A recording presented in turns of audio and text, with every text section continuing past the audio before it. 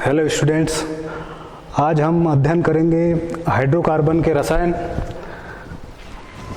जिसके मुख्य बिंदु हैं अर्थात हाइड्रोकार्बन क्या होता है, हाइड्रोकार्बन के स्रोत क्या हैं, कितने प्रकार के होते हैं, जिनमें से एलिफैटिक हाइड्रोकार्बन्स क्या होता है, उनके नामकरण के बारे में अध्ययन करेंगे। एल्केन्स, एलिफैटिक हाइड्रोकार्बन जो 3 प्रकार के होते हैं, उनमें से प्रथम जो होगा एल्केन्स। एल्केन्स क्या होते हैं और उनको बनाने की महत्वपूर्ण विधियाँ क्या हैं। सबसे पहले हम ये जान लेते हैं कि वास्तव में हाइड्रोकार्बन का हमारे दैनिक जीवन में क्या उपयोग है, अर्थात हम हाइड्रोकार्बन के बारे में क्या जानते हैं, यानी अपने दैनिक जीवन में क्या देखते हैं। हाइड्रोकार्बन का प्रमुख उपयोग हमारे दैनिक जीवन में है ईंधन के रूप में किया जाता है, जैसे कि जितने एलपीजी गैस, सीएनजी,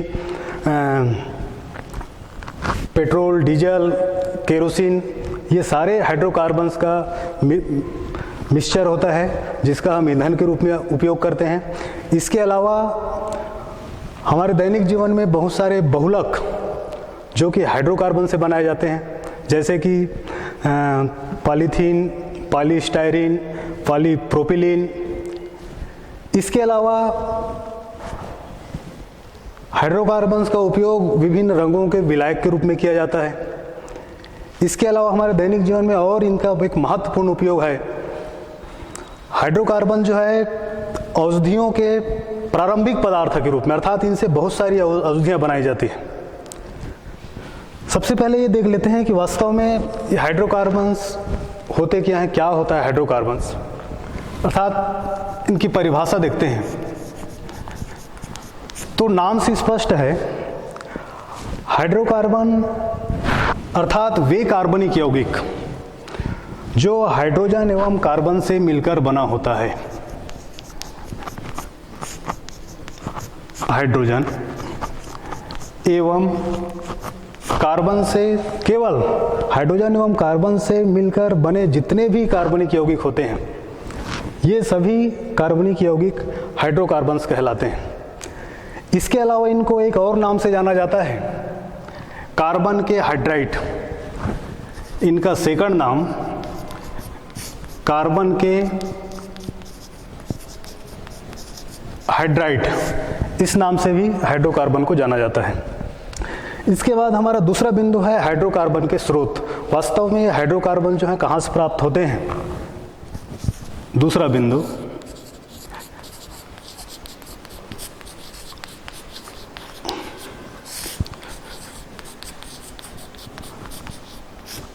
हाइड्रोकार्बन के स्रोत।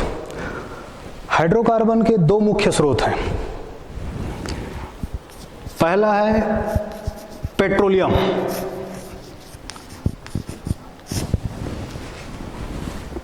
दूसरा है कोल गैस, अर्थात कोयले की खान से जो गैस निकलती है,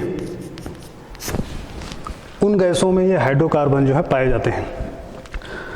तीसरा बिंदु है वर्गीकरण, अर्थात प्रकार।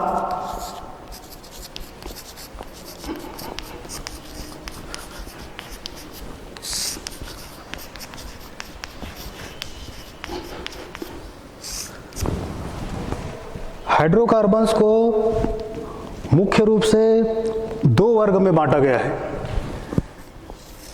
पहला एलिफैटिक हाइड्रोकार्बन,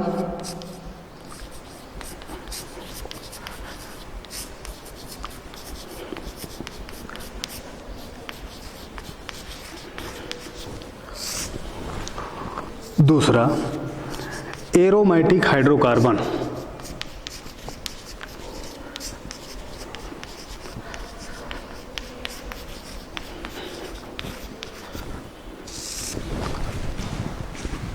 हाइड्रोकार्बन 2 प्रकार के होते हैं, 2 वर्गों में बांटा गया है, एलिफैटिक हाइड्रोकार्बन, एरोमेटिक हाइड्रोकार्बन।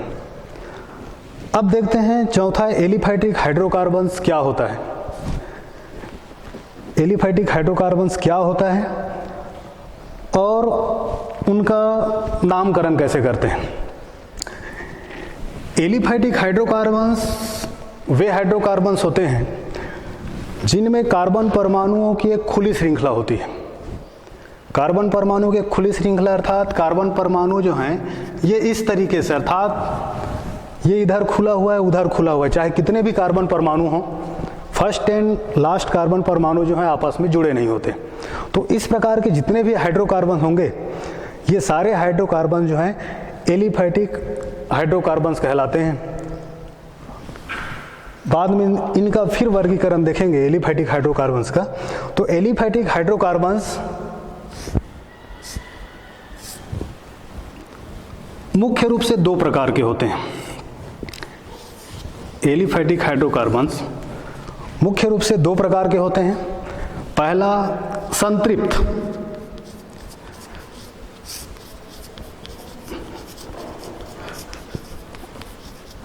संतृप्त हाइड्रोकार्बन, और दूसरा असंतृप्त हाइड्रोकार्बन।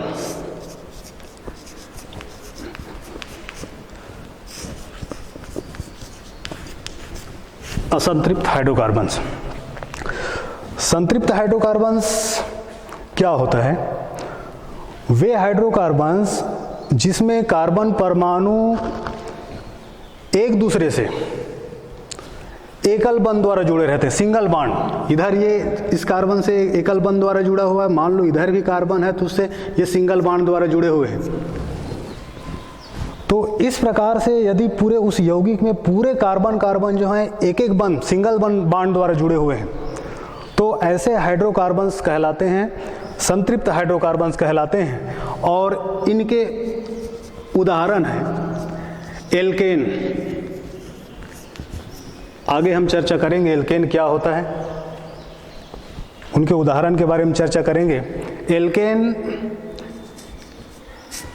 या इसको बोलते हैं पैराफिन।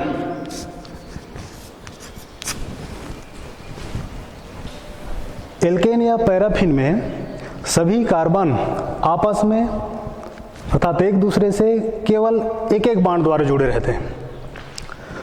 दूसरा असंतृप्त हाइड्रोकार्बन। असंतृप्त हाइड्रोकार्बन क्या होता है? वे हाइड्रोकार्बन जिसमें कार्बन परमाणु द्विबंध एक या एक से अधिक द्विबंध या त्रिबंध द्वारा जुड़े रहते हैं। डबल बॉन्ड, कहीं पर भी एक डबल बॉन्ड हो जाता है, जैसे कि ये कार्बन कार्बन ये डबल बॉन्ड हो गया। एक भी हो सकता है, दो भी हो सकते हैं, ये यहाँ की जैसे दो डबल बॉन्ड है, ठीक है। वैसे ट्रिपल बॉन्ड द्वारा भी जुड़े रहते हैं। किसी हाइड्रोकार्बन्स में यदि एक या एक से अधिक द्विबंध या त्रिबंध हो तो ऐसे हाइड्रोकार्बन्स संतृप्त हाइड्रोकार्बन्स कहलाते हैं। और इसके अंतर्गत हाइड्रोकार्बन आते हैं, ये तीन प्रकार के होते हैं। असंतृप्त हाइड्रोकार्बन्स तीन प्रकार के होते हैं। पहला एक द्विबंध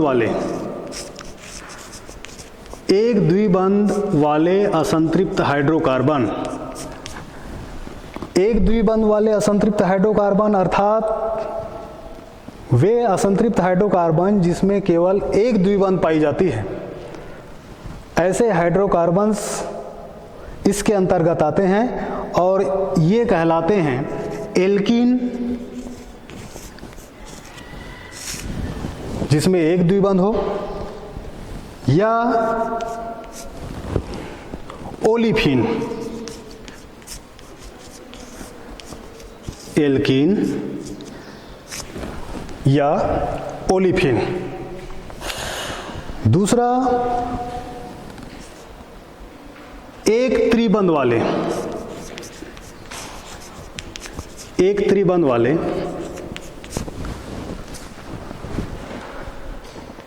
ऐसे हाइड्रोकार्बन्स जिसमें कार्बन कार्बन के बीच एक त्रिबंध पाई जाती है, और ऐसे हाइड्रोकार्बन्स कहलाते हैं एल्काइन। तीसरा दो या दो से अधिक द्विबंध या त्रिबंध,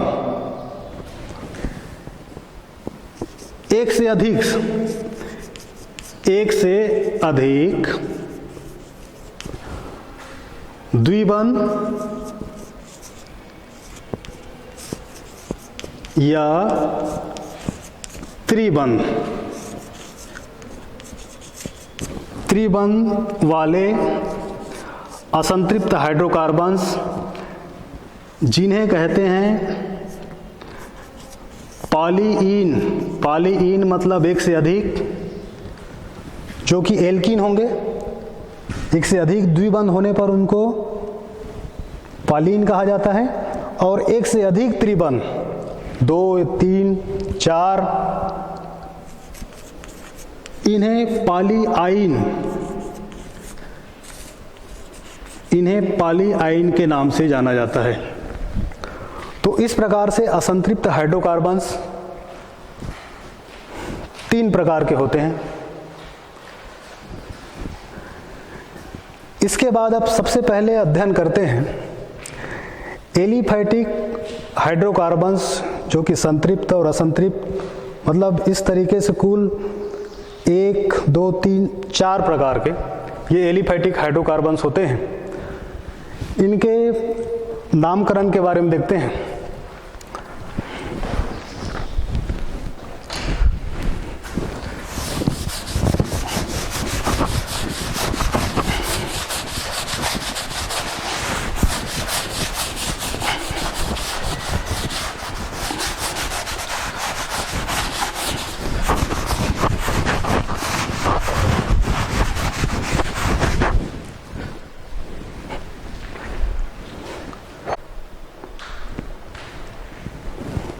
अब चौथा बिंदु है, अभी जो पढ़े एलिफैटिक हाइड्रोकार्बन्स वर्गीकरण, जो कि मुख्य रूप से 2 प्रकार के थे, उसके अंतर्गत फिर जो असंतृप्त हाइड्रोकार्बन्स वो 3 प्रकार के हो गए। तो इस तरीके से कुल जो एलिफैटिक हाइड्रोकार्बन्स जो हैं वो कुल 4 प्रकार के, जिनमें से 3 प्रमुख हैं। संतृप्त हाइड्रोकार्बन्स, जो कि एल्केन के नाम से जाना जाता है, और 2 असंतृप्त हाइड्रोकार्बन्स, जिनमें से 3 प्रकार अभी जो बताए थे, उनमें से शुरू के 2 अर्थात एल्कीन और एल्काइंस, ये प्रमुख प्रकार के एलिफैटिक हाइड्रोकार्बन्स हैं। तो इनके नामकरण के बारे में देखते हैं। अगला बिंदु चौथा, एलिफैटिक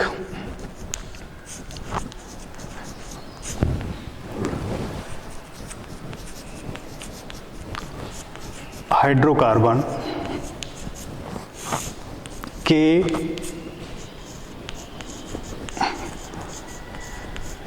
नामकरण। तो एलिफैटिक हाइड्रोकार्बन्स जो मुख्य रूप से 3 प्रकार के हैं, एल्केन, एल्कीन और एल्काइंस, इनके नामकरण को एक चार्ट के द्वारा समझा जाए तो जल्दी समझ में आएगा।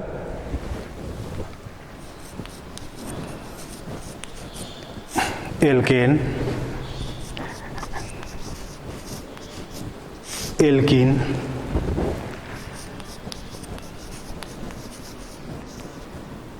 एल्काइन, तीनों के लिए एक रूट नाम होता है।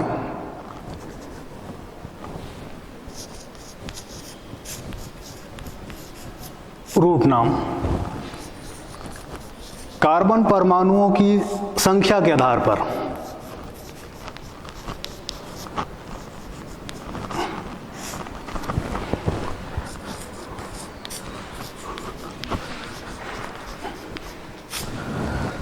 जिस हाइड्रोकार्बन में कार्बन परमाणुओं की संख्या 1, उस हाइड्रोकार्बन का रूट नाम हो मेथ। जिस कार्बन परमाणु में हाइड्रोकार्बन में कार्बन परमाणु की संख्या 2, उसका रूट नाम एथ। 3 कार्बन परमाणु होने पर प्रोप, 4 कार्बन परमाणु होने पर ब्यूटा,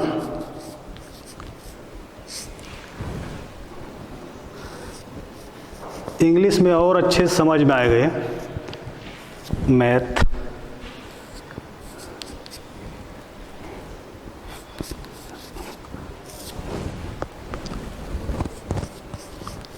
प्रोप, ब्यूटा। कार्बन परमाणु 5 वाले हाइड्रोकार्बन्स का रूट नाम पेंटा।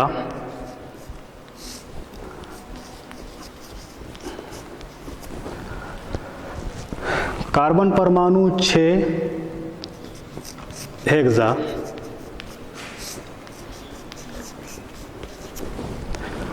कार्बन परमाणु 7 हेप्टा।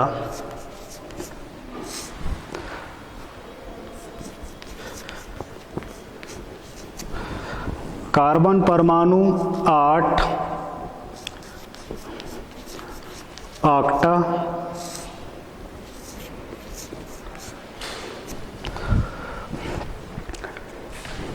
कार्बन परमाणु की संख्या यदि 9 है, नोना।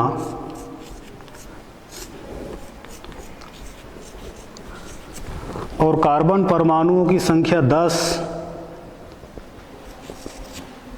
डेका।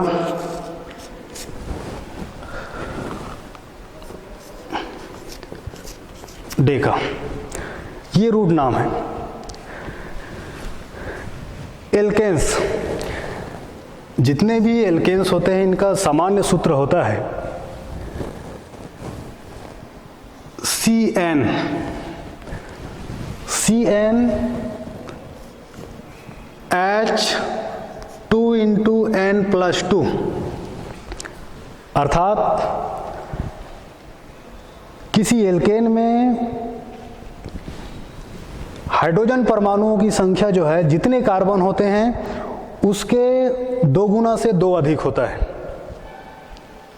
जैसे कि कार्बन परमाणुओं की संख्या यदि 1 है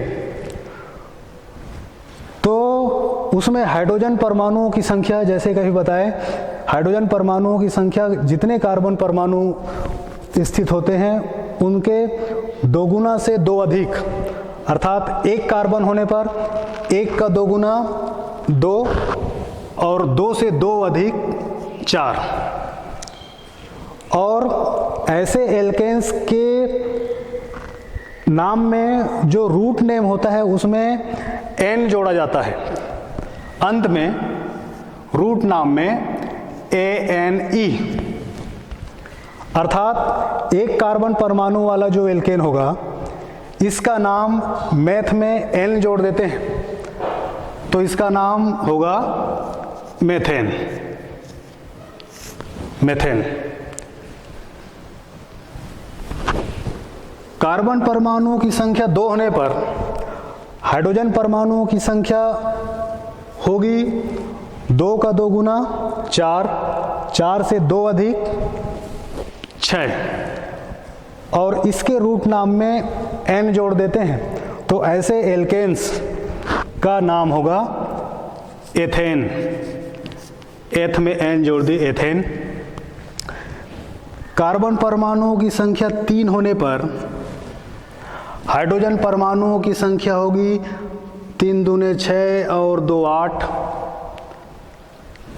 और इसमें N जोड़ते हैं तो इस एल्केन का नाम होगा प्रोपेन। कार्बन परमाणुओं की संख्या 4 होने पर हाइड्रोजन परमाणुओं की संख्या होगी 4 दूने 8 से 2 अधिक 10, और इसका नाम, चूंकि इसमें A जुड़ा हुआ है इसलिए इसमें N और E ही जोड़ देते हैं तो इस एल्केन का नाम होगा ब्यूटेन। कार्बन परमाणुओं की संख्या 5 होने पर हाइड्रोजन परमाणुओं की संख्या होगी 12। N जोड़ देते हैं, चूंकि यहाँ पर भी N है इसलिए N ही जोड़कर इसका नाम हो जाएगा पेंटेन। कार्बन परमाणुओं की संख्या 6 होने पर हाइड्रोजन परमाणुओं की संख्या होगी 2 गुना से 2 अधिक 14, नाम हेक्सेन। कार्बन परमाणुओं की संख्या 7 होने पर 7 से 2 गुना से 2 अधिक 16, रूट नाम में N जोड़ देते हैं तो इसका नाम होगा हेप्टेन। 8 होने पर हाइड्रोजन की संख्या 18, ऑक्टेन,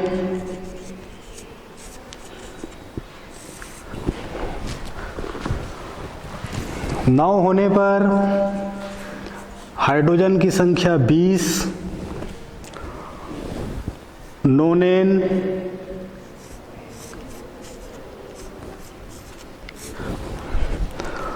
और हाइड्रोजन परमाणुओं की संख्या 2 गुना से 2 अधिक अर्थात 22 होने पर ऐसे एल्केन का नाम डेकेन। तो इस तरीके से ये एल्केन्स की विशेषता होती है, अर्थात ऐसे हाइड्रोकार्बन्स जिसमें ये इनकी पहचान है, जिसमें हाइड्रोजन परमाणुओं की संख्या यदि 2 गुना से 2 अधिक है तो ये सारे हाइड्रोकार्बन्स एल्केन्स होंगे और ये इनका नाम, इनके नाम में जो रूट नाम है उसमें एन जोड़ते हैं अनुलग्न के रूप में। उसी प्रकार से एल्कीन्स, पहली विशेषता यदि संरचना सूत्र लिखा हुआ है तो संरचना सूत्र की विशेषता जो इनकी परिभाषा बताए क्या, जैसे कि इनमें एक या एक से अधिक द्विबंध पाई जाती है, 2 कार्बन परमाणुओं के बीच एक या एक से अधिक द्विबंध पाई जाती है। ये इनकी संरचना सूत्र की विशेषता होती है। यदि कहीं पर हाइड्रोकार्बन लिखा हुआ, केवल कार्बन और हाइड्रोजन युक्त ऐसे यौगिक हैं जिसमें केवल कार्बन और हाइड्रोजन है, संरचना सूत्र में वहाँ पर डबल बॉन्ड यदि है तो वो क्या होगा, एल्कीन होगा। और यदि अणुसूत्र लिखा हुआ है, अणुसूत्र अर्थात ये इस तरीके से ऐसे, तो उनकी क्या विशेषता होती है, तो एल्कीन का ये सामान्य सूत्र होता है CnH2n। ये इनके सामान्य सूत्र अर्थात अणुसूत्र की विशेषता होती है। अर्थात ऐसे हाइड्रोकार्बन्स जिसमें हाइड्रोजन परमाणुओं की संख्या कार्बन से केवल 2 गुनी होती है, ये 2 गुनी से 2 अधिक और केवल 2 गुनी होती है, तो ऐसे हाइड्रोकार्बन्स एल्कीन होते हैं। और इनका नामकरण भी इसी तरीके से रूट नाम में ईन जोड़ते हैं, रूट नाम में ईन, ENE, इन लगाकर इनका नामकरण किया जाता है। जैसे कि चूंकि एल्कीन की विशेषता भी जैसे बताए थे कि 2 कार्बन परमाणुओं के बीच एक द्विबंध पाई जाती है, तो 1 कार्बन वाले एल्कीन्स नहीं पाए जाते, क्योंकि 2 कार्बन परमाणु होना चाहिए एल्कीन्स के लिए, 2 द्विबंध स्थित होने के लिए, तो 1 कार्बन परमाणु वाले एल्कीन्स नहीं होते हैं। लेकिन एक मूलक होता है, वो एल्कीन नहीं है, एक मूलक होता है 1 कार्बन परमाणु, जिसमें हाइड्रोजन परमाणुओं की संख्या यदि इनसे 1 अधिक होती है, CH2। ऐसा कोई एक ये संतृप्त एक पूर्ण यौगिक नहीं है, इसमें कार्बन की चारों संयोजकताएं पूर्ण होनी चाहिए। हालांकि 2 हाइड्रोजन जुड़े अर्थात 2 ही संयोजकता हो रही है, तो इस प्रकार के यौगिक जिनकी संयोजकताएं पूर्ण नहीं होती है वे कहलाते हैं, मूलक कहलाते हैं। ये एल्कीन नहीं होगा। लेकिन यदि कहीं पर भी इस प्रकार से यदि लिखा हुआ है CH2 लिखा हुआ है तो वो एल्कीन नहीं है, एक मूलक होगा। और इसका नाम, इसी के नाम के आधार पर इसका नामकरण लिख सकते हैं रूट नाम मैथ में इन जोड़कर, तो मेथिन, या इसको अधिकतर जाना जाता है मेथिलीन के नाम से, मेथिलीन। लेकिन ये एल्कीन नहीं है, ये एक मूलक है। चूंकि इसके बारे में और कहीं पर भी जिक्र नहीं हो पाएगा, इसलिए यहीं पर ये बता देते हैं कि एक मूलक है, एल्कीन नहीं है, तो ये एक मेथिलीन इसका नाम होगा। अब इसके बाद 2 कार्बन से 10 कार्बन तक है ना। यहाँ पर एक चीज और बता देते हैं कि ऐसा नहीं है कि केवल 10 कार्बन परमाणु वाले ही हाइड्रोकार्बन्स होते हैं। इससे अधिक कार्बन परमाणु 11, 12, 13, 17 और 50 कार्बन परमाणु वाले भी हाइड्रोकार्बन्स होते हैं। लेकिन अधिकतर जो उपयोगी हाइड्रोकार्बन्स हैं, जिनके बारे में ये 10 कार्बन परमाणु वाले हाइड्रोकार्बन्स ही अधिकतर उपयोगी है, इसलिए यहीं तक का ही ये यहाँ पर हम अध्ययन कर रहे हैं। एल्कीन्स, 2 कार्बन परमाणु वाले एल्कीन्स, कार्बन परमाणुओं की संख्या 2, हाइड्रोजन की संख्या होगी इनके अणुसूत्र की क्या विशेषता होती है अभी बताए थे, जैसे कि कार्बन हाइड्रोजन परमाणुओं की संख्या कार्बन से 2 गुनी होती है, अर्थात इसमें हाइड्रोजन परमाणुओं की संख्या होगी 2 से 2 गुनी 4। और इसके रूट नेम में एथ में इन जोड़ते हैं, अर्थात इसका नाम हो जाएगा एथिन, या इसको जाना जाता है कॉमन नेम इसका एथिलीन के नाम से।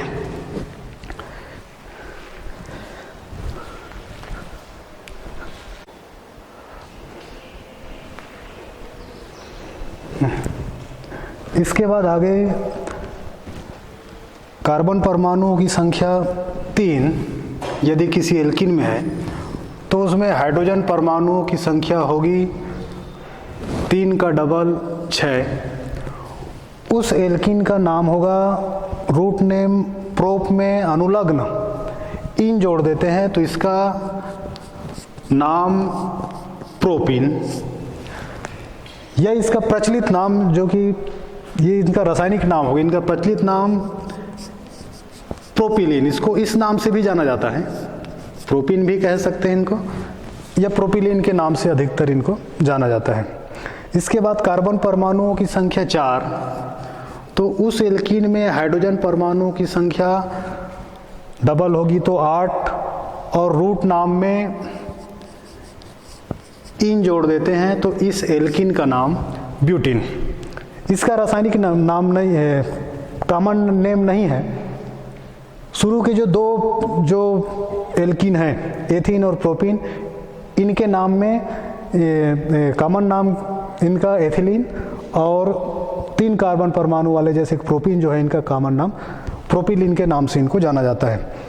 उसके बाद कार्बन परमाणुओं की संख्या 5 होने पर हाइड्रोजन परमाणुओं की संख्या 10 यदि किसी एल्कीन में है तो उस एल्कीन के रूट नेम पेंट में ये इन जोड़ देते हैं तो इसका नाम पेंटीन हो जाता है।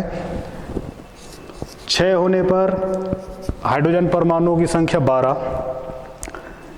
इसके रूट नाम हेक्स में ए हटा देते हैं, इसमें जितने भी जो रूट नाम है ए हटाकर इसमें इन जोड़ते हैं तो इसका एल्कीन का नाम हो जाता है हेक्सीन।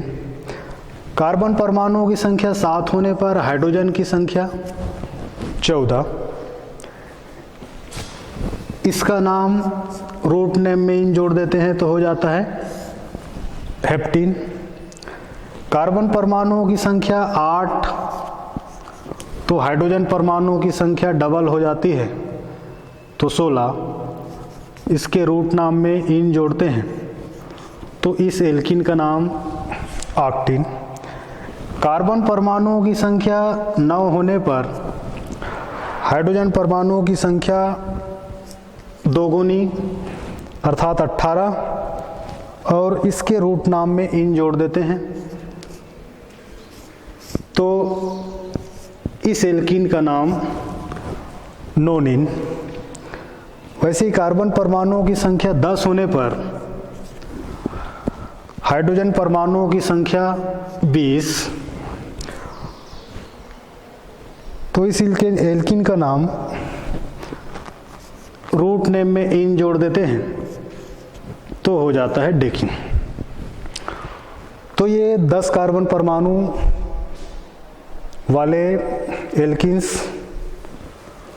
उसी प्रकार से एल्काइन की विशेषता पहले बता चुके हैं कि इनके संरचना सूत्र की विशेषता होती है, इसमें एक या एक से अधिक कार्बन कार्बन त्रिबंध पाई जाती है, और अणु सूत्र की विशेषता होती है कि इसमें हाइड्रोजन परमाणुओं की संख्या कार्बन परमाणुओं की संख्या के 2 गुनी से 2 कम होती है, -2। ये इनके अणुसूत्र की विशेषता होती है। फिर इनका नाम देखते हैं तो चूंकि ये भी एल्कीन के ही समान, जैसे कि इनकी विशेषता या इनकी परिभाषा देखे थे कि इसमें carbon carbon double bond pi जाती है तो 2 कार्बन अनिवार्य है, इसलिए एल्काइन जो है, एक कार्बन वाला एल्काइन जो है ये नहीं पाया जाता। 2 कार्बन वाला एल्काइन, कार्बन की संख्या 2, तो ऐसे एल्काइन में हाइड्रोजन परमाणुओं की संख्या, जैसे कि इनके अणुसूत्र की विशेषता 2 गुनी से 2 कम, अर्थात एल्काइंस में हाइड्रोजन, जितने भी एल्काइंस होते हैं उसमें हाइड्रोजन परमाणु, सीधे हाइड्रोजन परमाणुओं की संख्या को गिनते हैं। यदि उसमें हाइड्रोजन परमाणुओं की संख्या 2 गुनी से 2 कम है तो वो एल्काइन है, 2 गुनी है तो वो एल्कीन है, नाम जानते हैं। यदि 2 गुनी है तो सीधे उनका नाम क्या होगा, ये उनके रूट नाम ये याद करना पड़ेगा, और उसमें हम क्या जोड़ देते हैं, ईन जोड़ देते हैं अनुलग्न बाद में। और यदि 2 गुनी से 2 कम है तो वो क्या होगा, एल्काइन। और उनका नामकरण कैसे करते हैं, उनके रूट नेम में अनुलग्न आइन जोड़ते हैं। ये हिंदी का आइन और इंग्लिश में YNE, ये जोड़ते हैं आइन। जैसे कि कार्बन परमाणु की संख्या 2, तो 2 कार्बन परमाणु वाले एल्काइन में हाइड्रोजन परमाणुओं की संख्या 2 गुनी से 2 कम, अर्थात 2 का डबल 4, 4 से 2 कम अर्थात 2। ये तो ये क्या है, एक एल्काइन है जिसका नाम इनके रूट नेम में आइन जोड़कर किया जाता है अनुलग्न बाद में, अर्थात इनका नाम हो जाएगा, एथ में आइन जोड़ देते हैं तो एथाइन। यह इनका कॉमन नेम, सामान्य नाम, ये तो रासायनिक नाम हो गया। या इनको और एक दूसरे नाम से जाना जाता है, C2H2 को एसिटिलीन के नाम से, एथाइन को अर्थात C2H2 को एक दूसरे नाम से जाना जाता है एसिटिलीन। उसी प्रकार से अगला एल्काइन जिसमें कार्बन परमाणुओं की संख्या 3 होती है, उस एल्काइन में हाइड्रोजन परमाणुओं की संख्या होगी 3 का डबल 6। इनकी विशेषता होती है डबल में 2 कम, तो 6 में 2 कम कर देते हैं, अर्थात इसमें हाइड्रोजन परमाणु की संख्या होगी 4। और इस एल्काइन का नाम होगा, 3 कार्बन परमाणु वाले जो हाइड्रोकार्बन होता है उसका रूट नाम होता है प्रोप, प्रोप में आइन जोड़ देते हैं तो इसका नाम हो जाता है प्रोपाइन। इसके बाद कार्बन परमाणु की संख्या 4 है, तो ऐसे एल्काइन में हाइड्रोजन परमाणु की संख्या होगी 4 का डबल 8, 8 में 2 कम कर देते हैं 6। रूट नाम 4 वाले का ब्यूटा, उसमें आइन जोड़ देते हैं तो इस एल्काइन का नाम ब्यूटाइन। कार्बन परमाणुओं की संख्या 5 होने पर हाइड्रोजन परमाणु की संख्या 5 का डबल 10, 10 में 2 कम कर देते हैं 8। इस एल्काइन का नाम रूट नाम में आइन जोड़ देते हैं पेंटाइन। कार्बन परमाणुओं की संख्या 6 होने पर हाइड्रोजन की संख्या डबल 12, उसमें 2 कम कर दिए 10। रूट नाम हेक्सा में आइन जोड़ देते हैं हेक्साइन। कार्बन परमाणुओं की संख्या 7 होने पर हाइड्रोजन की संख्या डबल 14, उसमें 2 कम कर दिए 12। रूट नाम हेप्टा, उसमें आइन जोड़ देते हैं तो ऐसे एल्काइंस का नाम हो जाता है हेप्टाइन। कार्बन परमाणुओं की संख्या 8 होने पर हाइड्रोजन परमाणुओं की संख्या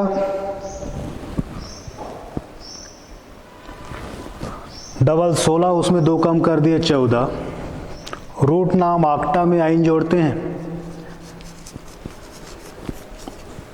आक्टाइन। कार्बन परमाणुओं की संख्या 9 होने पर 9 का डबल 18, उसमें 2 माइनस कर दिए 16। ऐसे एल्काइंस का नाम नोनाइन।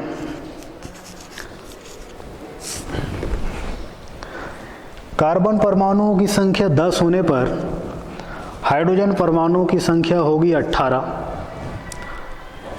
इस एल्काइन का नाम होगा डेकाइन। तो ये एलिफैटिक हाइड्रोकार्बन्स, एल्केन, एल्कीन और एल्काइन का नामकरण कार्बन परमाणु की संख्या 10 तक, है ना। इससे और अधिक होते हैं 11, 12 इधर और 13, है ना, लेकिन बहुत ज़्यादा उपयोगी नहीं है। अधिकतर दैनिक जीवन में जो हाइड्रोकार्बन जो उपयोगी होते हैं ये कार्बन परमाणु 1 से लेकर 10 तक के, जिनके नामकरण ये एल्केन, एल्काइन, एल्काइन, ठीक है। इनकी पहचान की एक बार और विशेषता बता देते हैं। पहली विशेषता, यदि केवल किसी यौगिक में केवल कार्बन और हाइड्रोजन है और सारे अलग अलग संरचना सूत्र के रूप में लिखे हुए हैं, तो पहले ही पहचानना, यदि सारे कार्बन कार्बन सिंगल बॉन्ड है मतलब एल्केन, डबल बॉन्ड है एक या एक से अधिक तो वो एल्कीन होगा, ट्रिपल बॉन्ड है कहीं पर तो वो होगा एल्काइन। और यदि संरचना सूत्र के रूप में नहीं लिखा हुआ है, जैसे अनुसूत्र लिखा हुआ है, तो वहाँ पर हाइड्रोजन परमाणु की संख्या गिनो। यदि हाइड्रोजन परमाणु की संख्या 2 गुना से 2 अधिक है तो वो एल्केन है, नामकरण कर सकते हैं। उनका रूट नाम, कार्बन परमाणु की संख्या के आधार पर उसका रूट नाम याद होना चाहिए। 2 गुना है, केवल 2 गुना है तो एल्कीन होगा, और 2 गुना से 2 कम है हाइड्रोजन परमाणु तो वो होंगे एल्काइंस। तो इस प्रकार से ये एल्केन, एल्काइन, एल्कीन और ये एल्काइन के नामकरण के बारे में जाने।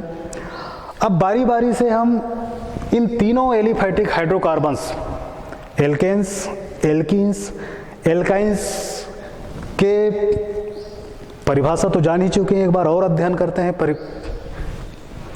दूसरा चीज, इनको बनाने की सामान्य विधियां, कुछ प्रमुख प्रकार के जो एल्केन होंगे, एल्कीन या एल्काइन जो होंगे, उनको बनाने की प्रयोगशाला विधि के बारे में, फिर इनके भौतिक गुण, रासायनिक गुण और इनके उपयोग। तो बारी बारी से इन तीनों के, एल्केन्स परिभाषा, सामान्य सूत्र, बनाने की सामान्य विधियां, प्रमुख प्रकार के एल्केन्स के बनाने की प्रयोगशाला विधि, जैसे कि मेथेन, एथेन, इनका अधिकतर ये प्रयोग होते रहता है, तो इनको बनाने की प्रयोगशाला विधि, इनके भौतिक गुण, इनके रासायनिक गुण के बारे में अध्ययन करेंगे। तो सबसे पहले देखते हैं एल्केन्स। एल्केन्स क्या होता है और उनको बनाने की विधियों के बारे में।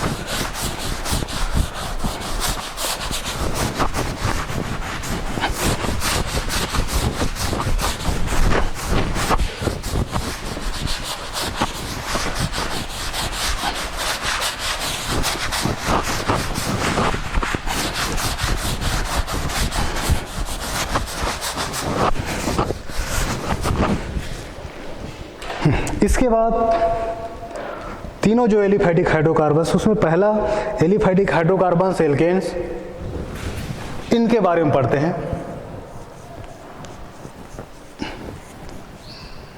एल्केन परिभाषा।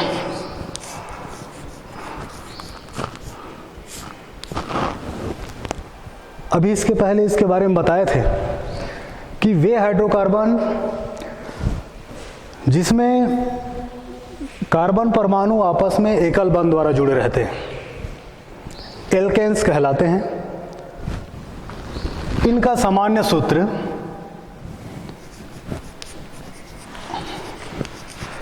वे हाइड्रोकार्बन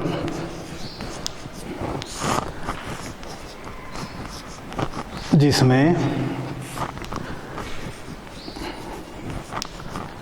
कार्बन परमाणु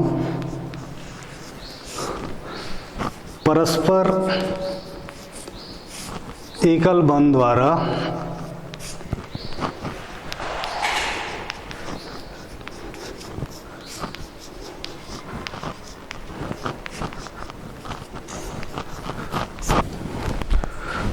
जुड़े रहते हैं, एल्केन्स कहलाते हैं।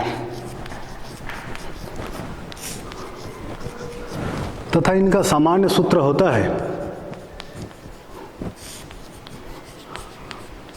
CN, जिसमें N कार्बन परमाणु की संख्या है और हाइड्रोजन परमाणु की संख्या जितने भी N होते हैं उससे गुना कर देते हैं और उसमें 2 जोड़ देते हैं।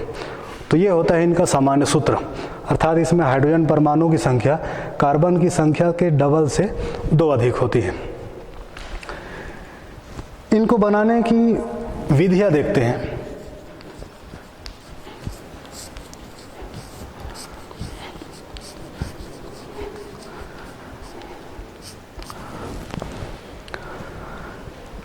एल्केन्स बनाने की 4 प्रमुख विधि हैं।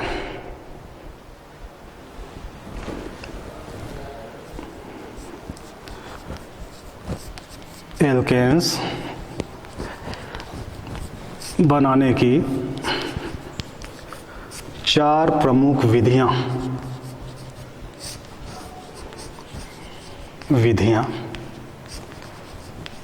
है। पहला, असंतृप्त हाइड्रोकार्बन से एल्केन बना सकते हैं। असंतृप्त हाइड्रोकार्बन, अभी पढ़े थे असंतृप्त हाइड्रोकार्बन एल्कीन्स और एल्काइंस को बोलते हैं।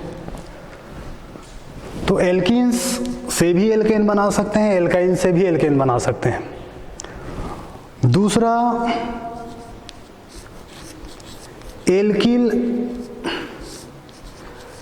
एल्किल हाइलाइड से,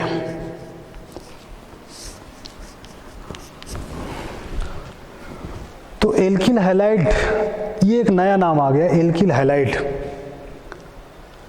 तो एल्किल हाइलाइड क्या होता है ये जान लेते हैं। एल्किल, सबसे पहले एल्किल शब्द से परिचित हो जाते हैं। एल्किल क्या होता है? एक मूलक होता है।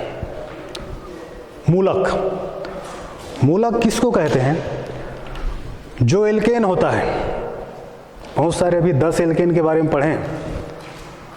जो एल्केन होता है मेथेन से लेकर डेकेन तक अभी पढ़े, उसमें किसी भी एल्केन से एक हाइड्रोजन परमाणु को किसी समूह द्वारा विस्थापित कर देते हैं। जैसे कि ये क्या, CH4, इसका नाम क्या है? मेथेन। इससे एक हाइड्रोजन परमाणु को विस्थापित कर देते हैं, हटा देते हैं। तो ये जो प्राप्त होता है ये कहलाता है मूलक। और इनका नामकरण कैसे करते हैं? जो भी मूलक होता है उसका नामकरण कैसे करते हैं? जिस एल्केन से भी वो मूलक बनता है उस एल्केन के, जैसे कि ये कौन सा एल्केन? मेथेन। इस एल्केन से एक हाइड्रोजन परमाणु विस्थापित कर दिए तो जो मूलक बनता है उस मूलक के नाम में संबंधित एल्केन के जो N होता है उसको हटाकर इल जोड़ते हैं, इल, YL। अर्थात इस मूलक का नाम इसके रूट नाम में, जो एल्केन होता है उसके रूट नाम में इल जोड़ देते हैं, तो इस मूलक का नाम हो जाता है मेथिल। तो ये क्या है? एल्किल। अभी हम एल्किल शब्द से परिचित हो रहे हैं। एल्किल वैसे ही 2 कार्बन परमाणु वाला एल्केन,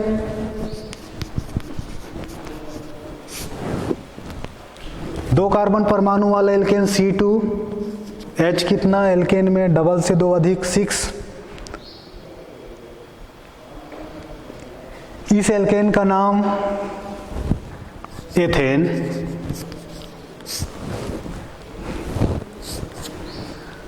इसमें से एक हाइड्रोजन परमाणु को विस्थापित कर देते हैं तो ये 5। इसका नाम इसके रूट नाम में ईल जोड़ देते हैं तो ये एथिल। वैसे ही 3 कार्बन परमाणु वाले एल्केन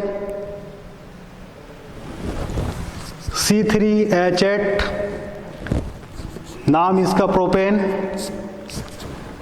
इसमें से एक हाइड्रोजन हटा देते हैं C3H7 प्रोपिल। तो ये मूलक,